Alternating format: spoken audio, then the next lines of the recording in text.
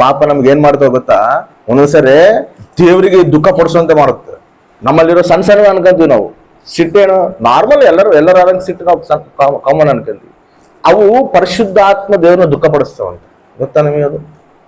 ನಾವು ಮಾಡೋ ಸಣ್ಣ ಸಣ್ಣ ತಪ್ಪುಗಳು ಪರಿಶುದ್ಧಾತ್ಮ ದೇವ್ರು ದುಃಖ ಪಡ್ತಾನಂತ. ಮತ್ತೆ ನಾವು ಪರಿಶುದ್ಧಾತ್ಮ ದೇವ್ರನ್ನ ದುಃಖ ಪಡಿಸಿದ್ರೆ ನೋಡ್ರಿ, ಅದು ನಾನು ಓದಿಸ್ತೀನಿ. ಎಫೆಸಿ ಪತ್ರಿಕೆ 4:31.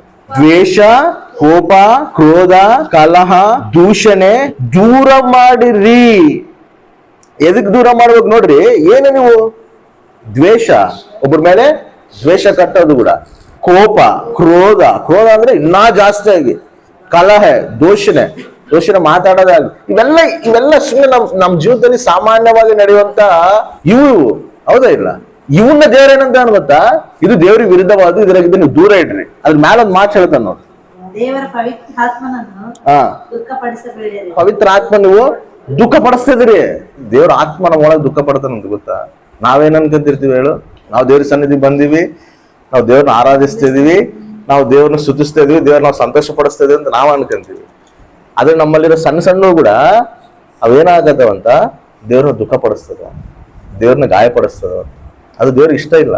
ನಾವು ದೇವ್ರ ದುಃಖ ಪಡಿಸುವಂತಾರಲ್ಲ, ನಾವು ದೇವ್ರನ್ನ ಸಂತೋಷ ಪಡಿಸುವಂತಾರ ಆಗಿರ್ಬೇಕು. ಹೌದಾ ಇಲ್ಲ? ನಮ್ಮನ್ನ ಎದಕ್ಕೆ ಕರೆದಾನ ದೇವ್ರು? ತನ್ನಾಮನ ಮಯ ಪಡಿಸಕ, ತನ್ನಾಮನ ಘನಪಡಿಸಕ.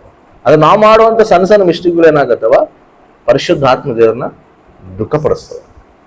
ಅರ್ಥ ಆಯ್ತಾ? ಅದನ್ನು ಕೂಡ ನಾವು ಬಹು ಜಾಗೃತವಾಗಿ, ಯಾಕಂದ್ರೆ ನಾವು ಕಲಿಯುವಂತವರಾಗಿದ್ದೀವಿ. ನಾವು ಕಲಿಬೇಕು. ನಮ್ಮನ್ನ ಇಲ್ಲಿ ಕೂಡಿಸಿರೋದೇ ದೇವ್ರ ಕಲಿಯಕ. ಅರ್ಥ ಆಯ್ತಾ? ನಾವು ಯಾರು ಪರ್ಫೆಕ್ಟ್ ಅಲ್ಲ.